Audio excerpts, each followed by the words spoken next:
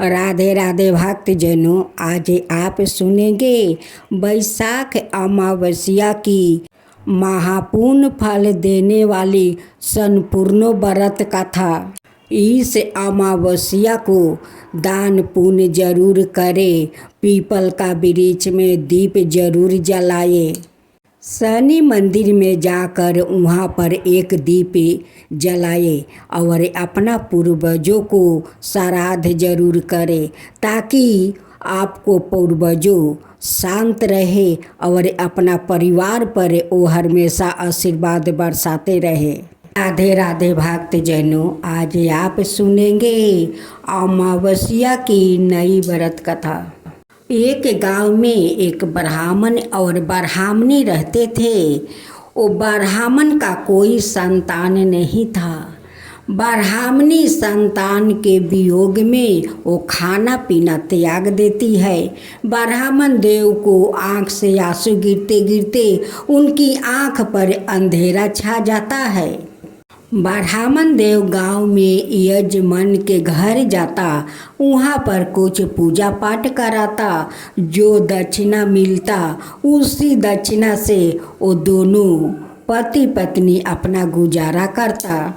एक दिन ब्राह्मण देव गांव से आ रहे थे, लेकिन ब्राह्मण देव तो अपना संतान के चिंता में वो मगन रहता था। वो बेचारा तो आँख से अंधे हो गया था। उसी दिन अमावस्या था। ब्राह्मण देव गांव से आ रहे थे और उधर से माँ अमावस्या काली आ रही थी। आकर रास्ते में खड़ी हो जाती है और कहती है कि ब्राह्मण देव, तुझे दिखता नहीं है कि मैं रास्ते में खड़ी हूँ। शाम का पहर था। ब्राह्मण देव कहते हैं कि बेटी, मुझे तो आँख से नहीं दिखता है, मैं क्या करूं? संतान का चिंता करते करते मैं अंधा हो गया हूं बेटी। ब्राह्मण देव कहते हैं कि बेटी, तुम कौन हो और क्यों रास्ते में खड़ी हो? कहती है कि मैं काली हूँ, आज अमावस्या है, तू मुझे पूजा नहीं करेगा, तेरा पत्नी मेरी पूजा नहीं करेगी तो तेरा संतान कैसे होगा? तू अमावस्या का पूजा कर। आज तुम्हारा पत्नी अन्न जल ग्रहण नहीं किया है। तुम दोनों मिलकर रात 12 बजे अमावस्या माता का पूजा कर, तेरा संतान होगा, जरूर होगा। आज मैं तेरे आँख के अंधे पट्टी मैं हटा देता हूँ, तुझे सब कुछ देखेगा। तू जा, दोनों पति पत्नी या मंदिर में जाकर पूजा करना। अगर मंदिर में नहीं जा पा रहे हैं तो घर में कोई प्रतिमा या कोई तस्वीर लेकर वो पूजा कर। अगर तस्वीर नहीं मिला तो वो अमावस्या माता के नाम लेकर अपना घर में पूजा कर। पूजा का समाप्त होने पर उसका बाद वाला दिन ब्राह्मण को बुलाकर उसे भोजन करवा और उसे दक्षिणा दे, अपना पितरों को पिंड दे, तेरा संतान जरूर होगा। ओ माँ काली का बात सुनकर ब्राह्मण देव घर गया। उसी शाम को वो जाकर एक छोटा सा माँ काली का प्रतिमा लाया और दोनों पति पत्नी मिलकर वो बहुत श्रद्धे भक्ति से वो पूजा किया। पितरों को पिंड दान किया, ब्राह्मण को भोजन करवाया, उनकी दक्षिणा दी। उसी अमावस्या के कारण उस ब्राह्मणी कुछ दिन के बाद गर्भवती बन गई। 9 महीना का बाद ब्राह्मणी खूब सुंदर एक बेटा को जन्म दिया। उस दिन से उनकी घर में खुशियाँ आ गई और हर माहे अमावस्या को वो दोनों पति पत्नी मिलकर अमावस्या माता का पूजा करने लगा। गांव में ब्राह्मण देव पूरा ढिढोरा पिटवा दिया। जिसको संतान नहीं है वो सभी ने लोग अमावस्या माता की व्रत करे, पितरों को पिंड दान करे, ब्राह्मणों को भोजन करवाए, दक्षिणा दे, उन्हें भी संतान प्राप्ति का सौभाग्य मिलेगा। उस दिन से सभी लोग हर माहे अमावस्या को वो पूजा करने लगा। तब बोलो अमावस्या माता की जय, अमावस्या माता की जय। एक समय की बात है, एक ब्राह्मण अपनी पत्नी के साथ रहता था। वो दोनों ही भगवान विष्णु के बहुत बड़े भक्त थे। दोनों प्रतिदिन अपना ज़्यादातर समय भगवान के ध्यान और पूजा पाठ में बिताते थे। ब्राह्मण का घर धन धनाय से भरा हुआ था, किंतु संतान न होने के कारण यह चंपित अत्यंत दुखित रहता था। एक दिन ब्राह्मण ने अपनी पत्नी से कहा कि मैं तपस्या करने के लिए वन में जा रहा हूँ। इसके बाद वो भगवान पर भरोसा और संतान की कामना लेकर वन में तपस्या करने के लिए चला गया। ब्राह्मण को कठोर तपस्या करते हुए कई बरस बीत गया, लेकिन उसे फल की प्राप्ति नहीं हुई। अंत में हार मानकर ब्राह्मण ने अपने जीवन को समाप्त करने का निर्णय लिया। अपने जीवन समाप्त करने के बारे में सोचकर उसने पेड़ की डाली पर फांसी का फंदा डाल दिया और उसने गले में बांधने लगा। तभी वहाँ पर सुख अमावस्या प्रकट होकर बोली, हे ब्राह्मण, तुम्हारे भाग्य में 7 जन्म तक कोई संतान नहीं लिखी है, किंतु मैं तुम्हें 2 कन्या का वरदान देती हूँ। तुम अपनी एक कन्या का नाम अमावस्या रखना और दूसरी का नाम पूनम रख देना। तुम अपनी स्त्री से कहना कि वो 1 बरस तक सुख अमावस्या का व्रत रखे और अमावस्या के दिन 1 कटोरी चावल भर कर उस पर दक्षिणा रख कर दान कर दे। सुख अमावस्या की बात सुनकर ब्राह्मण घर आया और पूरा वृत्तांत उसने अपनी पत्नी को सुनाया। सुख अमावस्या के आदेश अनुसार ब्राह्मणी ने व्रत रखना आरंभ कर दिया। कुछ दिनों बाद ब्राह्मण के घर 2 कन्याओं ने जन्म लिया, जिसमें से एक कन्या का नाम अमावस्या और दूसरी का नाम पूनम रखा गया। जब ब्राह्मण की दोनों बेटियों बड़ी हुई तो ब्राह्मण ने उनका विवाह कर दिया। बड़ी बहन अमावस्या धर्मी के स्वभाव की थी। वो काफ़ी समय भगवान की पूजा और धर्म कर्म में व्यतीत करती थी। इसके विपरीत पूनम भगवान को बिल्कुल भी नहीं मानती थी। बड़ी बहन अमावस्या के घर में सुख समृद्धि का भंडार था, पर छोटी बहन का घर में दरिद्रता छाई थी। जब बड़ी बहन अमावस्या को अपनी छोटी बहन पूनम के बारे में पता चला कि वो बहुत दुखी है, तब अमावस्या अपनी बहन के लिए ढेर सारा सामान लेकर उससे मिलने गई। छोटी बहन के घर पहुंचकर अमावस्या ने उसे 1 बरस तक सुख अमावस्या का व्रत करने की सलाह दी। साथ ही अमावस्या ने व्रत को विधि पूर्वक करने के बारे में पूनम को बताते हुए यह भी कहा कि तुम 1 बरस तक सुख अमावस्या का व्रत करना और 1 कटोरे में चावल भर कर उसे दान कर देना। ऐसा करने से तुम्हारे सभी कष्ट दूर हो जाएंगे और घर में सुख समृद्धि आएगी। पूनम ने अपनी बहन की बात को मानते हुए बिल्कुल ऐसा ही किया, जिसके बाद 1 साल के भीतर पूनम का घर धन धनाय से भर गया और उसके घर एक बेटे ने जन्म लिया। तब से पूनम अमावस्या की व्रत करने लगी। अमावस्या की नई व्रत कथा। एक गांव में एक ब्राह्मण और ब्राह्मणी रहते थे। वो ब्राह्मण का कोई संतान नहीं था। ब्राह्मणी संतान के वियोग में वो खाना पीना त्याग देती है।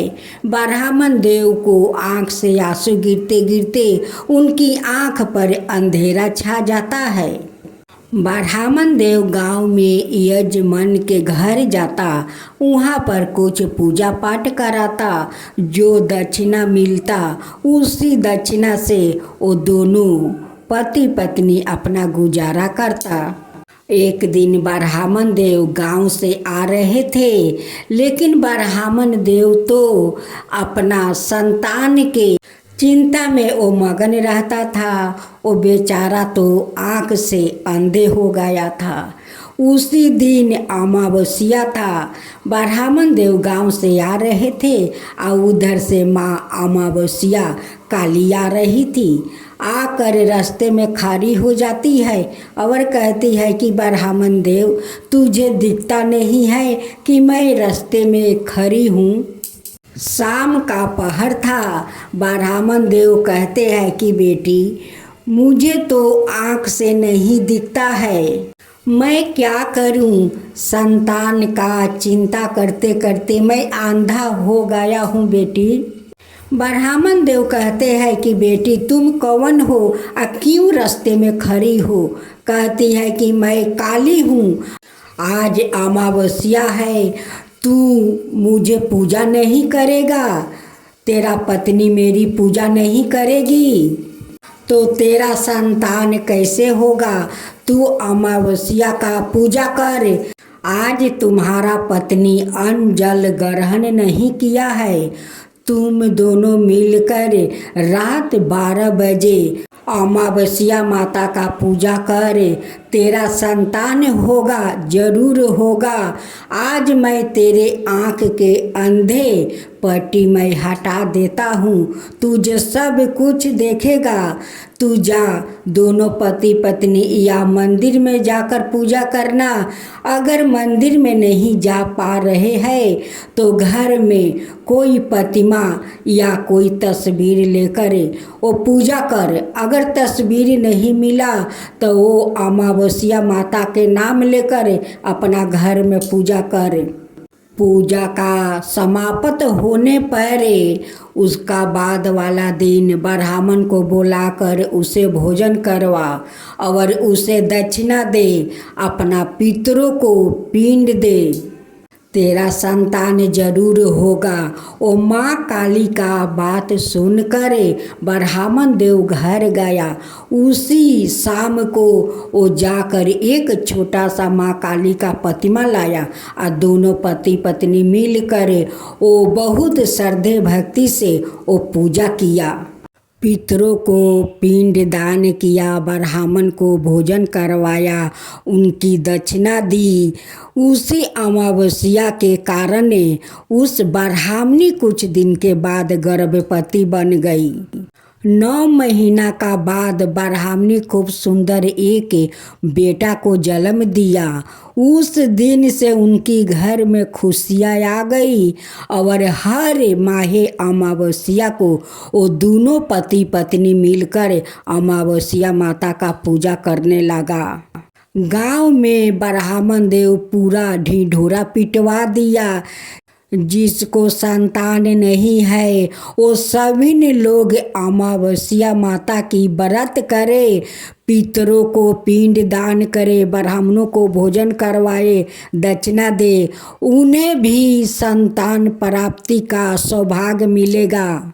उस दिन से सभी लोग हर माहे अमावस्या को वो पूजा करने लगा। तब बोलो अमावस्या माता की जय, अमावस्या माता की जय। अब आप सुनेंगे काली माता और भगवान शिव की व्रत कथा।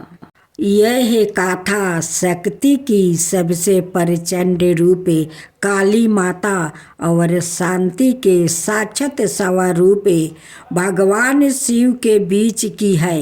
यह हमें बताती है कि ब्रह्मांड की शक्ति जब मर्यादा भूल जाती है तो सवाए शिव को हस्तक्षेप करना पड़ता है।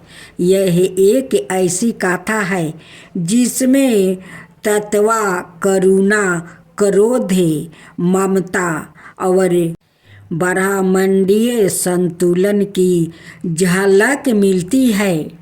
बहुत प्राचीन समय की बात है। धरती पर शुभ और नशुभ नाम के दो असुरों ने भयंकर अत्याचार मचा रखा था। वो शक्ति की आराधना करके अमरता का वरदान प्राप्ति करना चाहते थे। उन्होंने देवताओं को पराजित कर स्वर्गलोक तक जीत लिया था। इंद्र, अग्नि, वरुण, यम सभी हार गया। देवता परेशान होकर भगवान विष्णु और फिर भगवान शिव के पास सहायता मांगने गया। भगवान शिव ने कहा, यह कार्य केवल आदि शक्ति माँ दुर्गा कर सकती है। माँ दुर्गा का प्रकट होना। देवताओं की पुकार सुनकर त्रिदेव ब्रह्मा, विष्णु और महेश ने अपनी अपनी शक्तियाँ एकत्र की और इससे एक दिव्य तेज की रचना हुई। उसी तेज से माँ दुर्गा का पराकट्यम हुआ। वो सिंह पर सवार थी। उनके अनेक हाथों में अस्त्र शस्त्र थे और उनका रूप अत्यंत तेजस्वी था। माँ दुर्गा ने युद्ध भूमि में शुभ और नशुभ के सेनापतियों का वध किया। फिर सवाए दोनों राक्षसों का अंत किया, लेकिन एक राक्षस बाचा था। रक्त बीज का वरदान था कि जब भी उसके शरीर से एक बूंद रक्त गिरेगी वहाँ एक नया रक्त बीज उत्पन्न हो जाएगा। माँ दुर्गा जब भी उस पर वार करती उसके शरीर से रक्त गिरता और वहाँ से दर्जनों नए राक्षसों पैदा हो जाते। माँ दुर्गा क्रोधित हो गई। उनके भीतर की प्रचंड शक्ति उनका ताम शक्ति रूप प्रकट हुआ। माँ के माथे से भयंकर तेज निकला और उसी से प्रकट हुई महाकाली। काले रंग की लाल जीभा बाहर निकाली हुई, गले में नर मुंड की माला, हाथों में कटे हुए सिर और खून से सनी हुई तलवारें। महाकाली ने भयंकर रूप धारण किया और रक्त बीज पर आक्रमण कर दिया। जब भी वो रक्त बीज को मारती वो फिर जन्म लेता। तब काली माता ने आदित्य युक्ति अपनाई। जैसे ही वो उसे मारती उसका रक्त जीभन पर गिरने से पहले ही अपनी जीभों से चाट जाती। इस तरह रक्त बीज की पुण्य रूतपति बंद हो गई।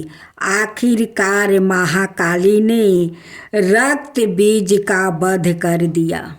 अब समस्या यह थी कि महाकाली का क्रोध शांत नहीं हो रहा था।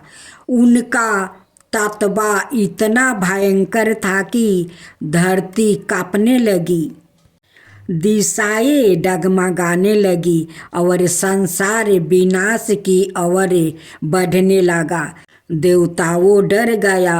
वो भगवान विष्णु के पास गया, लेकिन उन्होंने कहा अब केवल शिव ही उन्हें रोक सकते हैं, क्योंकि वो ही उनके पति है और उनके प्रेम स्वरूप है। भगवान शिव जानते थे कि काली माता गहरे ध्यान में नहीं है, वो तुरंत तामसिक रूप में है। वो किसी की बात नहीं सुनेगी। शिव जी चुपचाप एक शव के समान लेट गया, ठीक वहाँ जहाँ काली माता का तांडवा चल रहा था। काली माता अंधे क्रोध में नाचती रही, राक्षसों का अंत करती रही और अचानक उन्होंने शिव जी के शरीर पर कदम रख दिया। जैसे ही उनके पैर शिव जी की छाती पर पड़े, उनकी चेतना जागृत हो गई। उन्होंने देखा, मैंने अपने ही स्वामी, अपने ही प्रेम, अपने ही शिव पर पैर रख दिया। उन्हें झटका लगा। उनके भीतर का क्रोध शांत हो गया। उनका चेहरा शर्म और करुणा से भर गया। उन्होंने अपनी जीभा बाहर निकाली, पर चतप में यही प्रसिद्ध छवि है जो आज भी काली माता के रूप में जानी जाती है। माँ काली जीभा बाहर निकाले शिव जी के ऊपर खड़ी हुई।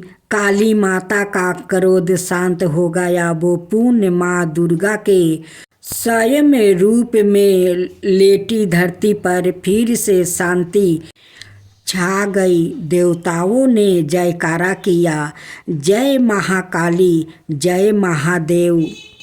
माँ काली ने सभी देवताओं को आशीर्वाद दिया और कहा कि जब जब अधर्म बढ़ेगा मैं इसी रूप में लौटूंगी, लेकिन मुझे क्रोध से रोकने वाले केवल मेरा शिव ही होगा। मास में पड़ने वाली अमावस्या को बैसाख अमावस्या कहते हैं। बैसाख अमावस्या को हिंदू वर्ष का दूसरा महीना कहा जाता है। शास्त्रों में बैसाख अमावस्या को धर्म कर्म, स्नान, दान और पितरों के दर्पण के लिए बेहद शुभ माना जाता है। यह पितरों को मोक्ष देने वाली तिथि होती है, इसलिए शास्त्रों में बैसाख अमावस्या को पितरों को मोक्ष दिलाने वाली अमावस्या भी कहा जाता है। इसके अलावा मान्यता यह भी है कि इस माह से तेराता योग की शुरुआत हुई थी, जिस कारण भी बैसाख अमावस्या का धार्मिक महत्व अधिक हो जाता है। बैसाख अमावस्या के महत्व से जोड़ी एक कथा के बारे में इसका जिगर पुरानी ग्रंथों है। आप सुने अमावस्या व्रत की कथा। बहुत समय पहले की बात है। धर्मवर्ण नाम के एक ब्राह्मण था। वो ब्राह्मण बेहद ही धार्मिक परावृत्ति के थे। वो हमेशा व्रत उपवास करते रहते। ऋषि मुनियों का आदर करते और उनसे ज्ञान ग्रहण करता। एक बार उन्होंने किसी महात्मा के मुख से सुना कि कलयुग में भगवान विष्णु के नाम के स्मरण से ज़्यादा पुण्य किसी भी कार्य में नहीं है। अनाए योगों में जो पुण्य जग करने से प्राप्ति होता था उससे कई अधिक पुण्य फल इस घोर कलयुग में भगवान का नाम सुमिरन करने से मिल जाता है। धर्म वर्ण ने इस बात को आत्मसत कर दिया और सांसारिक जीवन छोड़कर सन्यासी लेकर बर्मन करने लगा। एक दिन घूमते घूमते वो पृथ्वीलोक जा पहुंचा। वहाँ उन्होंने देखा कि उनके पितरों बहुत कष्ट में है। पितरों ने ब्राह्मण को बताया कि उनकी ऐसी हालत तुम्हारे सन्यास के कारण हुआ है, क्योंकि अब उनके लिए पिंड दान करने वाला कोई श्रेष्ठ नहीं है। अगर तुम वापस जाकर अपने गृहस्थ जीवन की शुरुआत करो, संतान उत्पन्न करो तो हमें इस कष्ट से राहत प्रदान हो सकती है।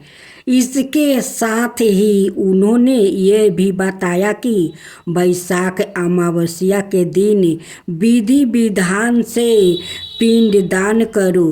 पितरों की बात सुनने के बाद धर्मवर्ण ने वचन दिया कि वो उनकी अपेक्षाओं को अवश्य पूर्ण करेंगे। इसके बाद धर्मवर्ण ने अपना सन्यासी जीवन छोड़ दिया और पूर्ण सांसारिक जीवन को अपना लिया और फिर वैशाख अमावस्या की तिथि को विधि विधान से पिंड दान किया और अपने पितरों को मुक्ति दिलाया। मैं चैत्र का महीना चल रहा है। हर माह में एक बार अमावस्या तिथि पड़ती है। हिंदू धर्म में अमावस्या का बहुत अधिक महत्व होता है। इस दिन पितरों की आत्मा की शांति के लिए दर्पण भी किया जाता है। अमावस्या तिथि पर पवित्र नदियों में स्नान का विशेष महत्व होता है। नदी में स्नान के बाद सूर्य को अर्घ्य देकर पितरों का दर्पण किया जाता है। अमावस्या तिथि भगवान विष्णु को समर्पित होती है। इस दिन भगवान विष्णु की विधि विधान से पूजा की जाती है। धार्मिक मान्यताओं के अनुसार अमावस्या के दिन महिलाएं पति की लंबी आयु की कामना के लिए व्रत रखती है। शनिदेव की पूजा का विशेष महत्व। शनि अमावस्या पर शनिदेव की पूजा का विशेष महत्व होता है। ज्योतिषी शास्त्रों में शनि 2 से 7.5 या 2.5 से पीड़ित जातकों के लिए शनि अमावस्या का दिन शुभ माना गया है। मानता है कि इस दिन शनि देव की पूजा करने से शनि के अशुभ प्रभाव से मुक्ति मिलती है। सुबह जल्दी उठकर स्नान करें। इस दिन पवित्र नदी या सरोवर में स्नान करने का महत्व बहुत अधिक होता है। आप घर में ही नहाने के पानी में गंगा जल मिलाकर भी स्नान कर सकते हैं। स्नान करने के बाद घर के मंदिर में दीप प्रज्वलित करें। सूर्य देव को अर्घ्य दे। अगर आप उपवास रख सकते हैं तो इस दिन उपवास भी रखें। इस दिन पितरों संबंधित कार्य करना चाहिए। पितरों के नियमित दर्पण और दान करे। इस पवन दिन भगवान का अधिक से अधिक ध्यान करे। चैत्र अमावस्या के दिन लोगों पवित्र नदियों में स्नान कर पितरों को दर्पण और गरीबों को दान देते हैं। स्नान दान के बाद जगत के पालनहार भगवान विष्णु की विधि विधान से पूजा अर्चना करते हैं। मानता है कि चैत्र अमावस्या को स्नान दान करने से पुण्य मिलता है, सुख और समृद्धि के साथ पूर्वजों को मोक्ष की प्राप्ति होती है। चैत्र अमावस्या के दिन व्रत रखने से कष्ट संकट से मुक्ति मिलती है। भगवान शनि देव की पौराणिक कथा। जन समयान में फैली मान्यता के अनुसार 9 ग्रह परिवार में सूर्य राजा और शनि देव भोर तय है, लेकिन महर्षि कश्यप ने शनि अस्त्रों के एक मंत्र में सूर्य पुत्र शनि देव को महाबली और ग्रहों का राजा कहा गया है। सारी ग्रहों राजा महाबली प्राचीन ग्रंथों के अनुसार शनि देव ने शिव भगवान की भक्ति तपस्या से 9 ग्रहों में सर्वश्रेष्ठ स्थान प्राप्ति किया है। एक समय सूर्य देव जब गर्भ ध्यान के लिए अपनी पत्नी छाया के समीप गया तो छाया ने सूर्य के प्रचंड तेज से भयभीत होकर अपनी आंखों बंद कर ली। कालांतर में छाया के गर्भ से शनि देव का जन्म हुआ। शनि के साम वर्ण काले रंग को देखकर सूर्य ने अपनी पत्नी छाया पर यह आरोप लगाया कि शनि मेरा पुत्र नहीं है। तभी से शनि अपने पिता सूर्य से शत्रुता रखते हैं। ग्रंथों के अनुसार शनि देव कश्यप गोत्री है और सौराष्ट्र उनका जन्म स्थल माना जाता है। शनि देव ने अनेक वर्षों तक भूखे प्यासे रहकर शिव आराधना की और घोर तपस्या से अपनी देह को दग्ध कर लिया था। तब शनि देव की भक्ति से प्रसन्न होकर शिव जी ने शनि देव से वरदान मांगने को कहा। शनि देव ने प्रार्थना की, योग योग से मेरी माँ छाया की परजाएं होती रही है, उसे मेरे पिता सूर्य द्वारा बहुत अपमानित हुआ है, प्रताड़ित किया गया है। इसलिए मेरी माता की इच्छा है कि मैं शनि देव अपने पिता से भी ज़्यादा शक्तिशाली पूज्य बनूं। तब भगवान शिव जी ने उन्हें वरदान देते हुए कहा कि 9 ग्रहों में तुम्हारा स्थान सर्वश्रेष्ठ रहेगा। तुम पृथ्वी लोक के न्यायाधीश और दंडाधिकारी रहोगे। साधारण मानव तो क्या, देवता असुर सीधे विद्याधर और नाग भी तुम्हारे नाम से भयभीत रहेंगे। अब आप सुनेंगे देवी काली की कथा। देवी काली को शक्ति का साक्षात स्वरूप माना जाता है।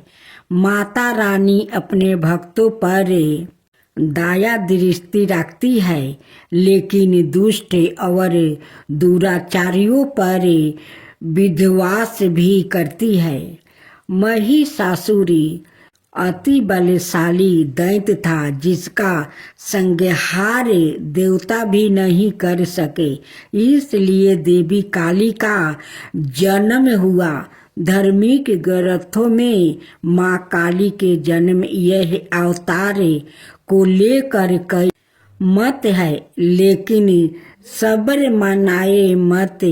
यही है कि माँ काली का अवतार दैत्यों के संहार के लिए हुआ था। नवरात्रि में हम नव दुर्गा यानी माँ दुर्गा के 9 अवतारों की पूजा करते हैं, लेकिन जब दैत्यों के संहार के लिए माँ काली का जन्म हो चुका था, तो फिर क्यों माँ दुर्गा को कई अवतार लेने पड़े? आइए जानते हैं इसके बारे में।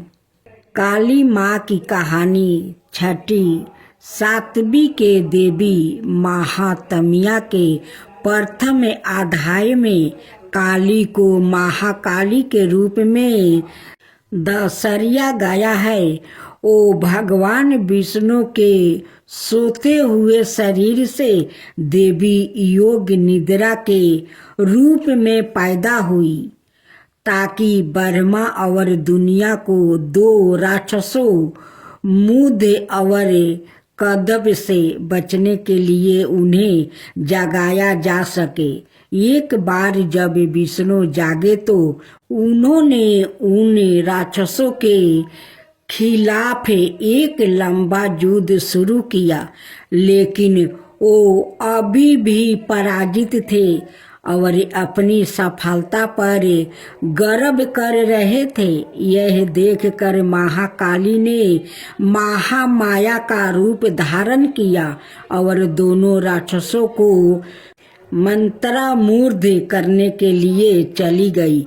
जब वो महामाया से विचलित हुए तो विष्णु ने उन्हें तुरंत मार डाला।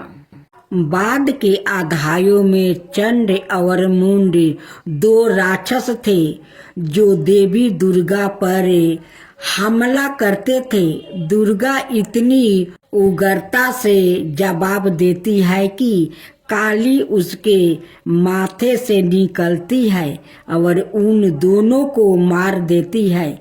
यहाँ काली को गहरे नीले रंग की त्वचा संधि हुई, आंखों वाला एक पातला चेहरा और खोपड़ियों की माला के साथ बाघ की खाल का कपड़ा पहने हुए बताया गया है।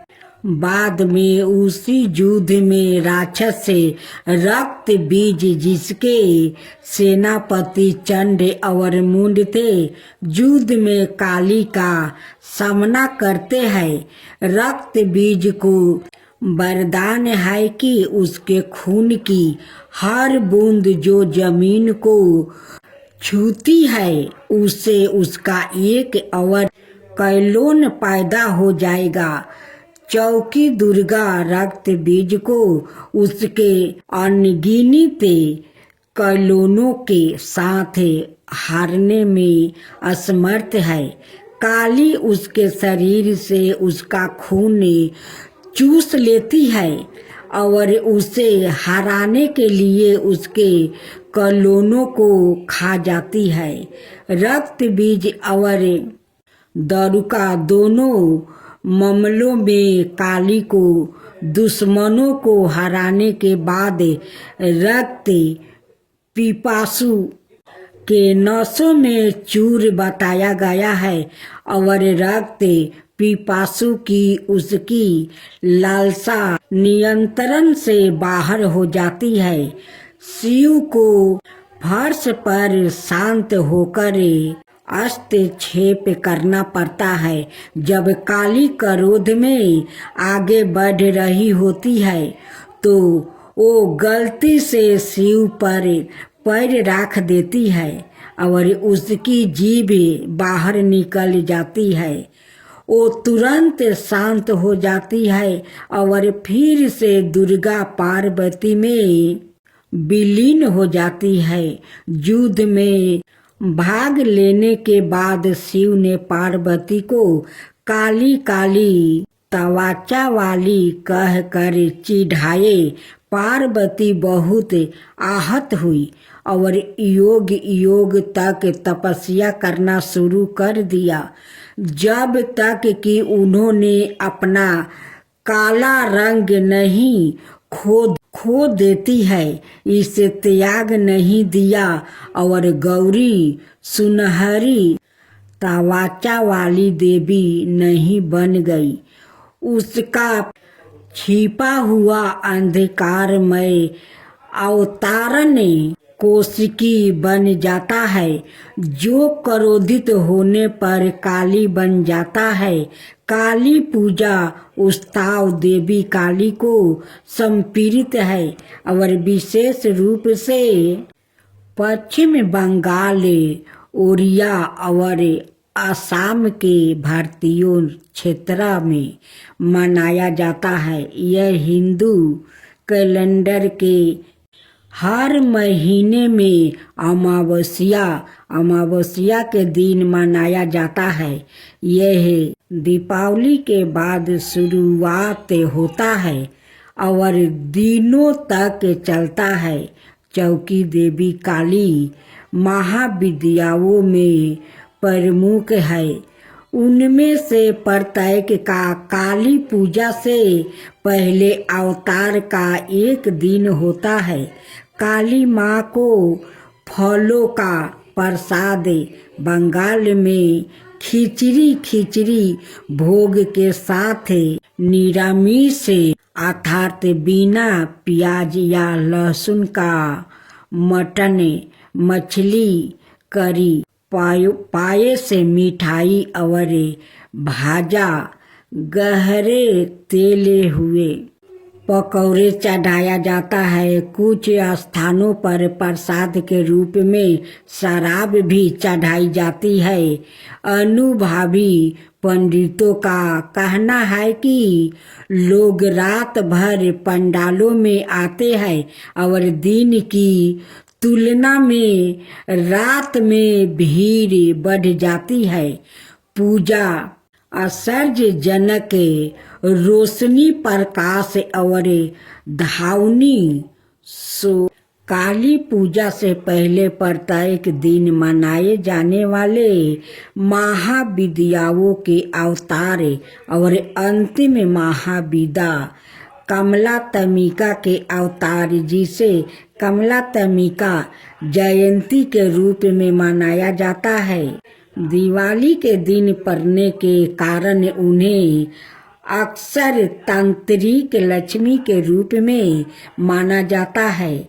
इसके कारण और इस के कारण कि लक्ष्मी को विष्णु की पत्नी के रूप में माना जाता है।